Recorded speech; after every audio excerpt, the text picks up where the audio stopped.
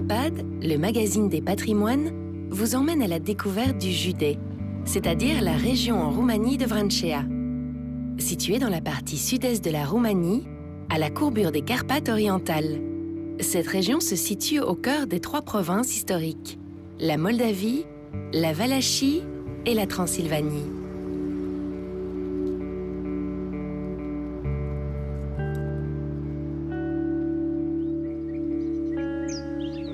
La légende dit que l'histoire du Județ de Vrancea commence avec Baba Franchoia, mère de 7 braves hommes. Baba Franchoia envoya ses 7 fils se battre aux côtés du voïvode de Moldavie, Étienne le Grand, afin de l'aider dans l'une des guerres qu'il menait contre les Turcs. Comme récompense pour le courage démontré lors de la bataille, il offrit 7 montagnes à ses braves hommes. Ainsi est née la région de la famille Vrancea.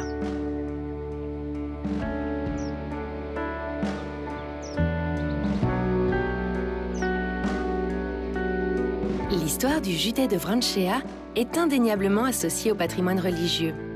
Leur région compte plus de 100 églises, disent avec fierté les habitants. Nous commençons donc notre découverte de ce patrimoine religieux dans le monastère de Brazi, connu pour être le sanctuaire de la résistance contre les Turcs.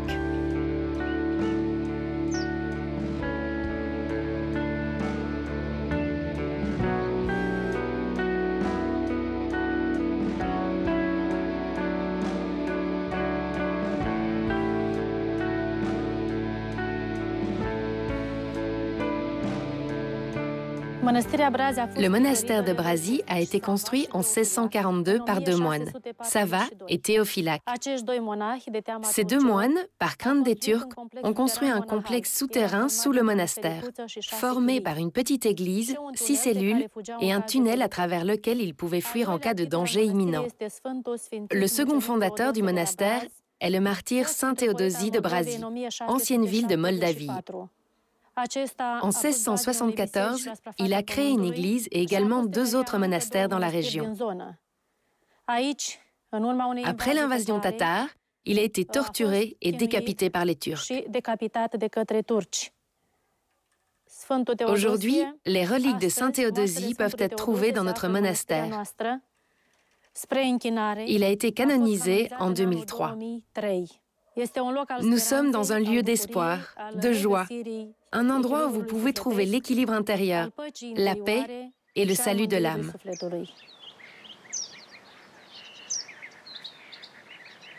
La Roumanie est encore un des pays où la pratique religieuse est omniprésente dans la vie de tous les jours. Aujourd'hui, on peut encore compter une quinzaine de cultes qui sont reconnus et surtout aidés par l'État. La constitution communiste d'antan garantissait la liberté religieuse, mais sous certaines conditions. Ainsi, les églises ne pouvaient pas diriger d'écoles, exception faite des séminaires. Désormais, les Roumains de toute religion peuvent de nouveau se consacrer librement à leur culte et redécouvrir leur patrimoine à la fois culturel, sociologique et religieux. Nous sommes dans la fameuse église de bois de la commune de Carligele, dans les champs d'un des plus grands vignobles de la région de Vrancea. Cette église a été construite au début du XIXe siècle. Ce n'est pas un hasard de trouver ici, dans le monastère de Dalaoti, le symbole de la vigne sur l'iconostase. Nous sommes en effet entourés de grands vignobles qui font partie intégrante du paysage de la région.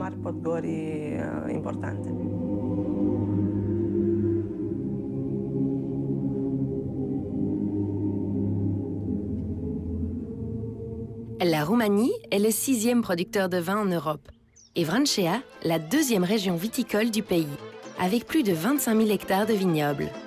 Comme le dit Marian Timofti, le président de la Confédération de sommeliers du pays, l'objectif futur est clair: améliorer la qualité de la production et éduquer la population. Cette région roumaine fait partie de l'une des plus grandes régions de Roumanie, nommée la Moldavie.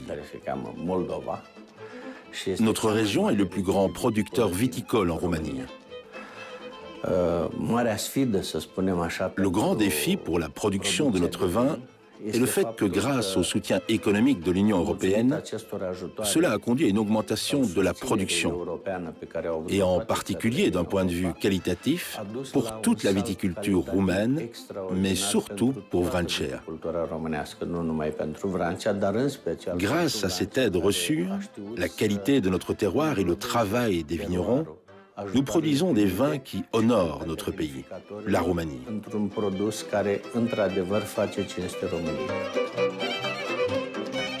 La viticulture représente 40% de l'activité économique de la région. Grâce au travail acharné des entreprises locales et à l'investissement, la qualité des vins ne cesse de progresser. La professionnalisation du métier est mise de plus en plus en avant.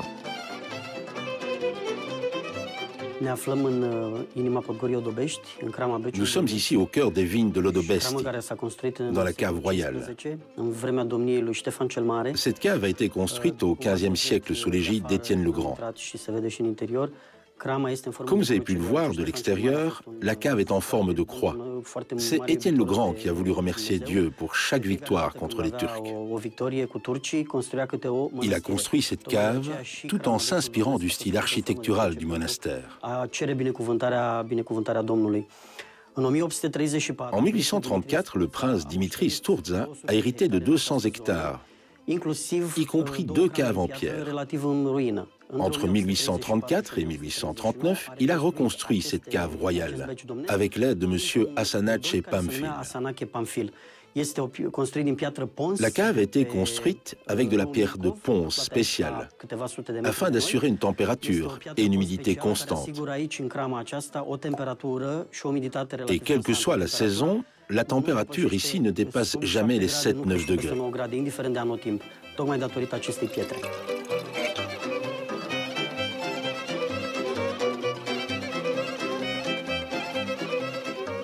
Dans la cave royale, nous n'avons que des vins du comté de Vrancea. Il s'agit de la plus grande collection professionnelle de vins en Roumanie. Ici, nous avons plus de 150 000 bouteilles et nous en sommes très fiers. Nous avou des vins comme le Babeasca de Nicolesti, qui date de 1949, et un vin de 2013 qui a reçu plusieurs médailles d'or. Effectivement, ces caves en pierre ponce sont belles, mais une belle cave ne produit pas forcément du bon vin. Afin d'améliorer la qualité pour se rapprocher des goûts actuels des consommateurs et des normes qualitatives internationales, chaque année, les viticulteurs locaux font appel à des œnologues européens renommés pour juger des progrès accomplis. Leurs conseils avisés leur permettent de connaître non seulement les meilleurs assemblages des différents cépages, mais aussi les années nécessaires de vieillissement en fût de bois pour obtenir des vins de qualité qui rivaliseront bientôt avec les autres vins européens. La professionnalisation est donc le mot d'ordre. Le succès sera au rendez-vous en créant des liens forts entre les différents acteurs du monde viticole. Sans exigence de qualité, ils ne pourront pas se battre contre les grandes puissances viticoles mondiales. Au niveau de la production européenne, la Roumanie se trouve à la 6e place, derrière la France, l'Italie, l'Espagne, le Portugal et l'Allemagne.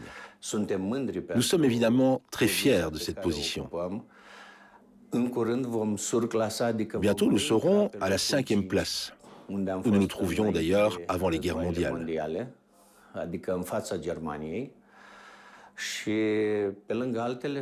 À l'échelle internationale, nous sommes à la 12e place et nous dépasserons bientôt l'Allemagne.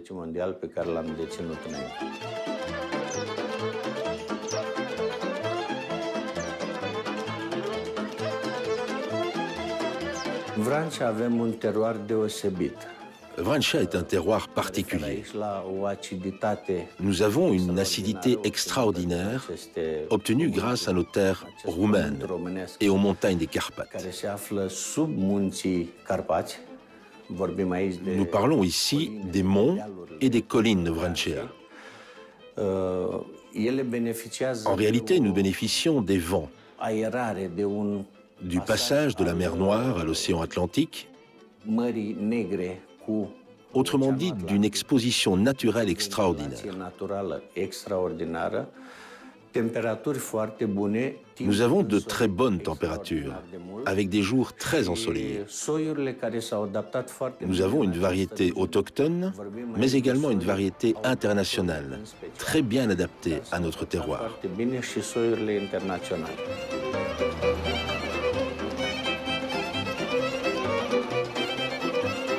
Chaque année, la dernière semaine du mois d'octobre, les habitants de Vranchea se rendent dans leur capitale régionale, Foxani, afin de célébrer le Festival international du vin et des vignobles.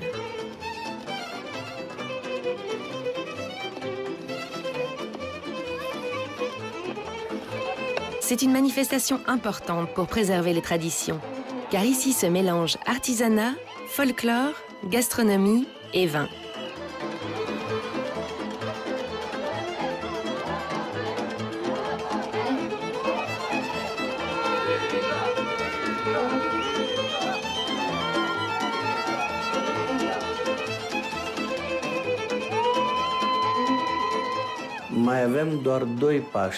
Nous avons 2 étapes à accomplir afin d'atteindre le niveau des vins de haute qualité. Ce sont en réalité les étapes les plus difficiles. Mais j'en suis convaincu, nous réussirons. Il manque une faculté d'énologie en Roumanie. Nous avons des œnologues de grande qualité, mais cependant la plupart ont étudié à l'étranger, en France ou en Italie. Et maintenant, ils sont rentrés chez eux et font de très bons vins. La deuxième étape que nous devons accomplir est de comprendre cette nouvelle technologie. Ces technologies que la Roumanie possède, et ce grâce aux fonds européens.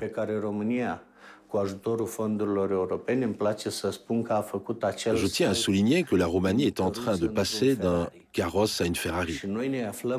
Nous avons aujourd'hui la plus récente technologie dans le marché international du vin.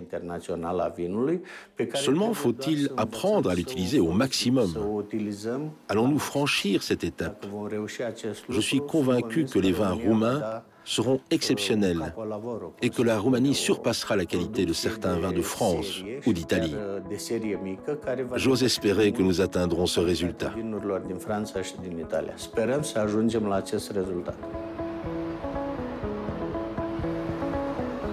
Chaque année, lors des 4 jours que dure ce festival, les habitants peuvent goûter aux saveurs des fruits d'automne, tels que le raisin, les noix et les pommes que produit cette région. On peut aussi déguster en plein air les grillades traditionnelles de la cuisine de cette région.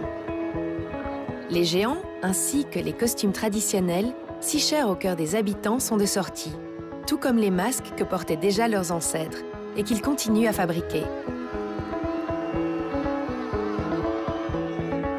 Ce carnaval demeure ainsi une tradition vivante et cela se ressent en y participant. Artisanat, danse, concours de chant ou concerts, ce festival mélange folklore et modernité dans une ambiance bon enfant. Et cela fait tout son charme.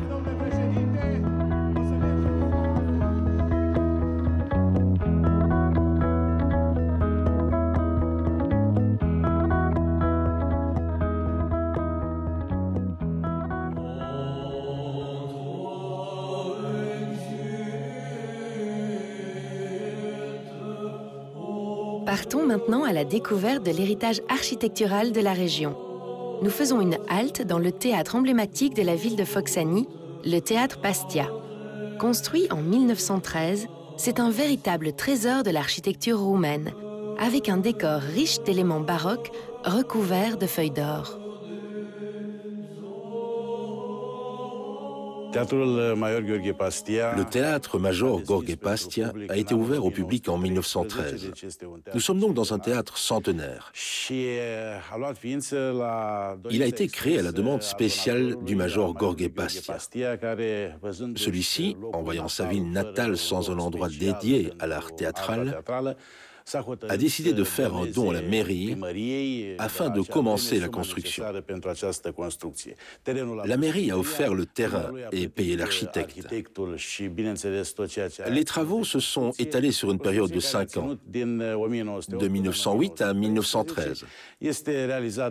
La construction est de style néo-baroque et tout ce qui peut être vu dans ce théâtre a été imaginé par l'architecte Constantin Gigolea au cours de ses voyages en Europe.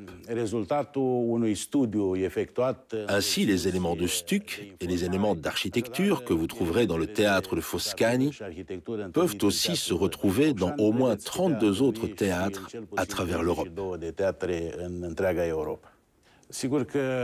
Sûrement que, en ce qui concerne la période communiste, le théâtre, ainsi que tous les moyens d'expression artistique libre, ont été marqués par la censure. Il est certain que la période respective a déterminé l'impossibilité pour un théâtre public de présenter à ceux qui viennent voir un acte artistique sur scène tout ce qu'ils souhaitaient voir. Parce qu'il y avait certains textes importants, certaines œuvres de grande valeur qui remettaient en cause la morale communiste.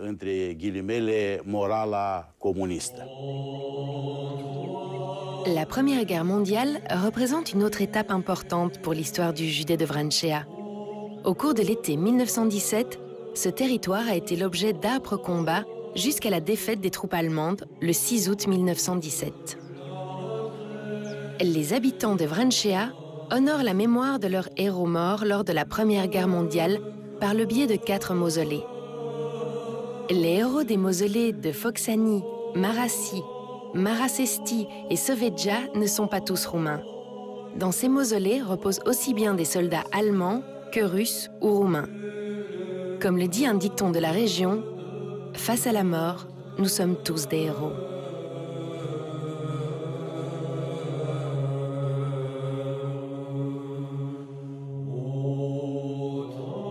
Soucieux de préserver ce patrimoine, le mausolée de Mattéis a subi dans les années 1980 d'importants travaux de rénovation et de modernisation. Désormais, il accueille un important musée consacré à la bataille de l'automne 1916, permettant ainsi à la jeune génération de se rappeler le sacrifice de ses aïeuls.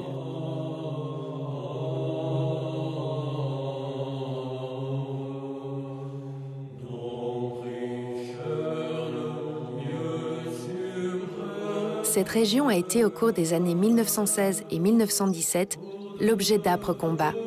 La bataille de Marasti reste comme une offensive décisive pour la victoire. Cette bataille, ainsi que celle d'Oitus, a vu l'armée allemande tenter de percer les lignes de défense roumaines et russes, et ainsi rentrer en Moldavie roumaine pour provoquer la capitulation de la Roumanie. Sur un front très resserré, les forces allemandes ne parvinrent pas à franchir les positions russo-roumaines. Les pertes se sont élevées à 117 000 tués, blessés ou prisonniers.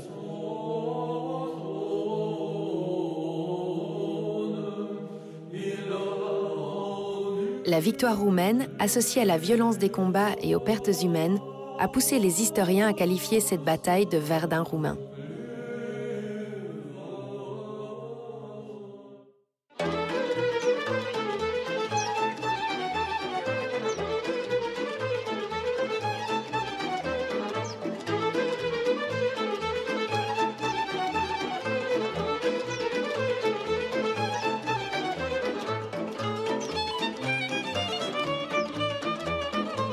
Comme l'écrivait un poète de la région, et comme cela figure au pied de cette croix, nous sommes au cœur de la région des merveilles naturelles, des vieilles histoires, des anciennes chansons et des poèmes comme nulle part ailleurs en Roumanie. Nous sommes dans la plus belle partie des Carpates.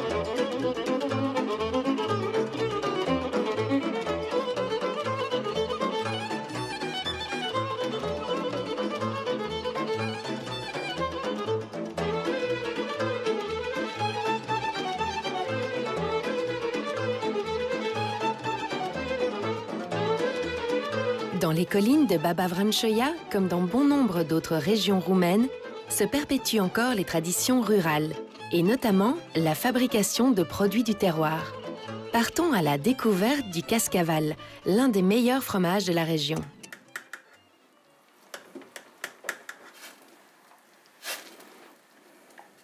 Nous rendons visite à Catalina afin de découvrir la fabrication du Cascaval et la recette d'un plat typiquement roumain, le bulls.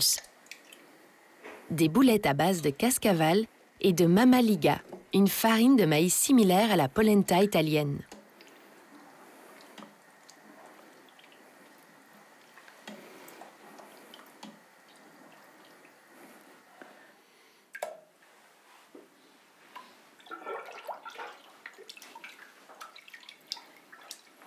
Prélever la polenta et former des couches alternatives de fromage Cascaval et de polenta. Si vous le souhaitez, vous pouvez y ajouter des feuilles de persil ou d'anettes finement hachées. Pétrissez un peu et formez des boules que vous mettez sur le grill une demi-heure, en les retournant régulièrement.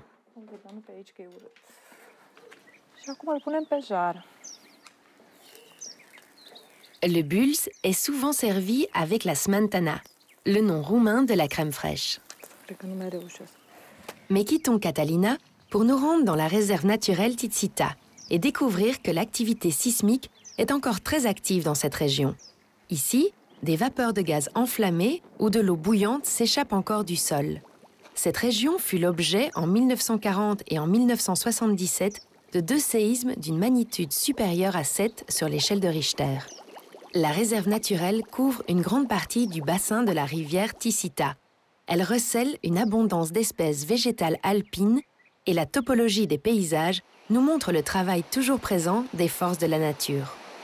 On y trouve aussi un sentier thématique d'une longueur de 4 km, avec des panneaux d'information et des boîtiers interactifs qui visent à accroître la sensibilisation des touristes aux grands carnivores encore présents dans cette région, comme l'ours, le loup et le lynx.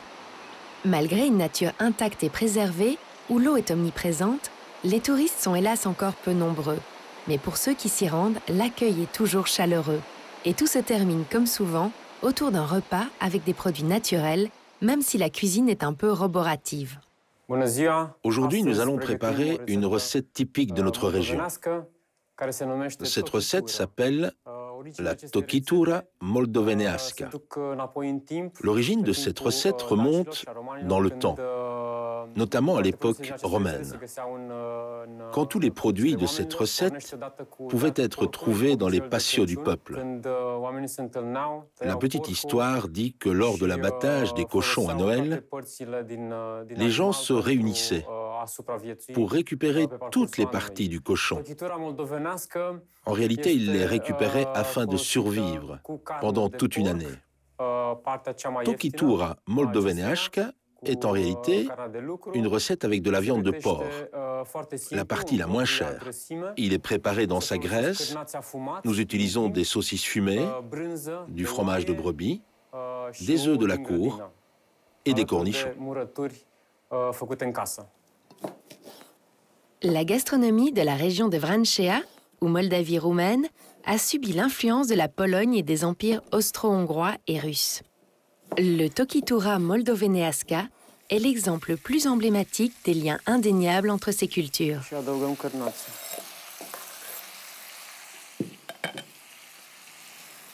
Aujourd'hui, ce plat reste un symbole de la résistance pendant la période communiste. Comme l'explique le chef Catalin, tous les ingrédients qui composent ce plat se trouvaient dans chaque maison à l'époque. Okay. Cette recette est riche en épices, du safran, du laurier, du poivre noir.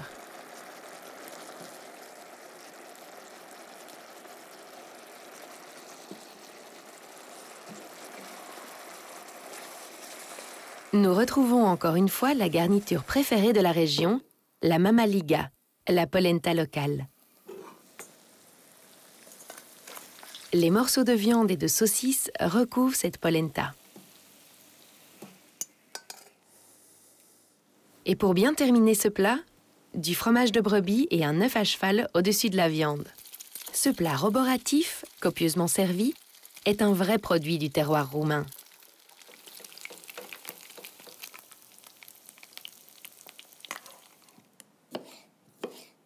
Et voici la recette de la tokitura moldoveneașka. Bon appétit!